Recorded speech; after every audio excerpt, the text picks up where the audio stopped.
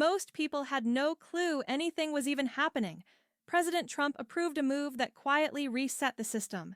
No primetime speech, no flashy countdowns, no cable panels shouting about it. Just a confirmation, a signature, and a $2,000 tariff dividend that didn't come from Congress.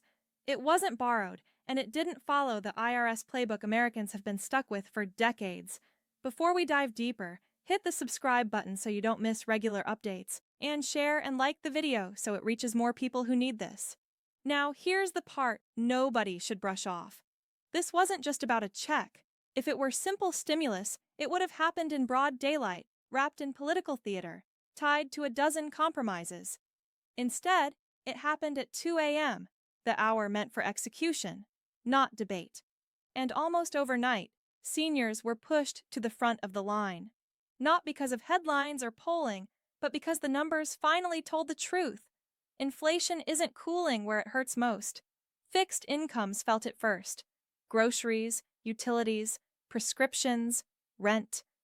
Tonight, we're breaking down what that 2 a.m. move really meant, why the money didn't go through the IRS, why Social Security wasn't touched, and why this looks less like a one-time payment and more like a test of a different system. Once you see what actually changed at 2 a.m., you realize this wasn't the end of something. This was step one. Let's start with the moment itself, because timing tells you everything. This didn't happen at noon. It didn't happen during market hours, and it definitely didn't happen with cameras rolling and politicians lining up for credit. It happened at 2 a.m. That's not an accident. When governments want headlines, they hold press conferences. When they want leverage, they leak. But when they want finality, they act quietly after markets close, after media cycles reset, and after interference drops to zero. Treasury didn't speculate. It didn't tease. It didn't ask permission. It confirmed the structure and moved straight into execution. That distinction matters. Speculation happens in daylight. Execution happens in the dark. If this were symbolic, it would have been loud. Instead, it was precise. No debate, no delay, no warning. This wasn't a headline meant to convince you. It was an action already completed. Once you understand that, you see the system didn't block this. It stepped aside. Here's where most people get it wrong, and where coverage leaves things out. This was not a stimulus check. Stimulus comes from borrowing, from congressional chaos, with inflation baked in. This didn't. The $2,000 tariff dividend came from existing tariff revenue, money already collected, already sitting there, not printed, not borrowed, not tied to a spending bill. That changes everything. When the money already exists, Congress can't hold it hostage. Treasury already has the authority. No vote, no omnibus package, no last-minute poison pills.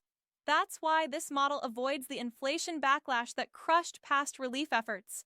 Nothing new was injected. Nothing added to the deficit. Nothing ran through the traditional IRS pipeline. For the first time in a long time, money reached Americans without getting jammed up by the same political machinery. That's why this felt different. Calling it stimulus hides how disruptive it really was. This wasn't spending. It was redistribution of existing revenue, a line Washington almost never crosses.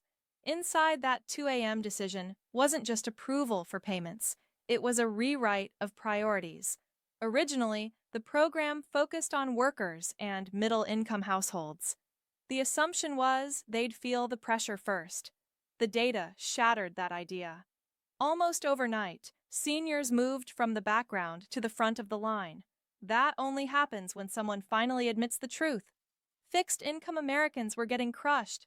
Workers can adjust, change jobs, negotiate pay, add hours. Seniors can't. When rent rises, groceries spike, prescriptions jump, there's no offset. The check is the check. That's why the shift happened quietly, without a press release. Seniors weren't elevated for politics. They were elevated because the numbers forced it. This wasn't charity. It was overdue recognition of who was hurting first. A viewer shared something that stopped me cold. Her treatment was covered, but the follow-up visit wasn't, and she didn't know. Think about that. You do everything right. Follow the plan. Assume you're protected. Then the bill shows up when you're already vulnerable. That's the real danger, not what coverage includes, but what it quietly leaves out. Now, let's deal with the claim that shouldn't survive reality. You've heard inflation is cooling, prices are stabilizing, relief is coming. That doesn't match what seniors are paying. Food didn't cool. Utilities didn't cool. Rent didn't cool. Prescriptions didn't cool. CPI averages pain across people who live very different lives. Internal data confirmed what seniors already knew. Inflation hits hardest where income can't move. A retiree living on $1,100 or $1,300 a month doesn't feel relief. They feel compression. Every increase squeezes something else out. That's what forced the rewrite. If inflation were cooling where it mattered, there'd be no reason to reshuffle priorities at 2 a.m. This move was a quiet admission the official story didn't hold up. Treasury didn't just approve payments, they rebuilt distribution. A quiet three-tier system replaced old assumptions. Tier 1 became the fast lane. Tier 2 slowed down. Tier 3 moved last. Low-income seniors on Social Security, SSI, or SSDI dropped straight into Tier 1, not because they earned more, but because their income was less flexible. The question changed from who earns to who breaks first. Many working households didn't lose eligibility, but they were quietly pushed back. No announcement, no warning. Some people woke up closer to the front while others didn't realize the line shifted behind them.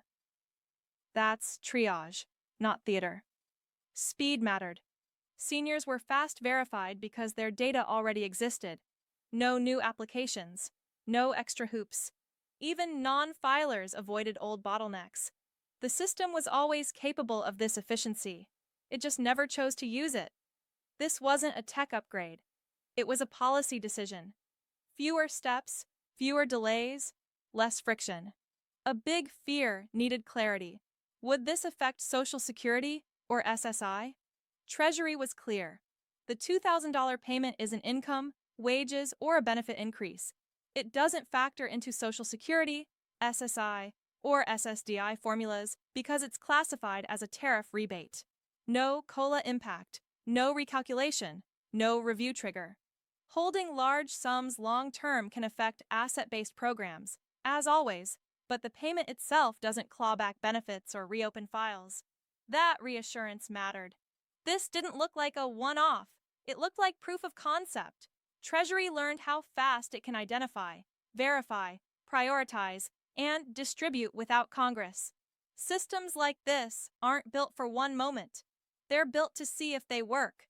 Notice what this wasn't called. Not emergency relief. Not one-time stimulus. The language was neutral, almost boring. That's how you test something without promising it. Once a mechanism exists, it doesn't disappear. No guarantees were made, but this wasn't framed as the end. It looked like step one. For decades, relief followed the same path. Work, income, IRS redistribution. This didn't. The money came from imports, not labor. From foreign goods, not Americans' clocking hours. That difference matters. It showed money can reach people without the IRS as the gatekeeper. Seniors felt it immediately. Workers noticed too. Not ideology, friction. When relief skips the IRS, it moves faster and cleaner. That's why this resonated. The silence was intentional. Loud rollouts invite chaos, scams, and interference. Execution before reaction keeps control. That's why it happened at 2 a.m., quietly, and why most people heard after it was already done. Scams will follow. Fake calls, texts, and emails will pop up. None of those are real.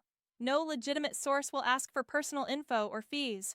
Urgency is the hook. Real processes are boring and administrative. That's how you know they're real.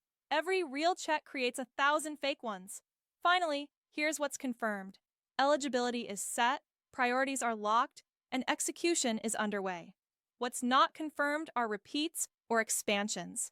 Anyone claiming certainty is lying. This wasn't framed as generosity or a miracle. It was acknowledgement. Acknowledgement that inflation hit fixed incomes first. Acknowledgement the old pipeline failed.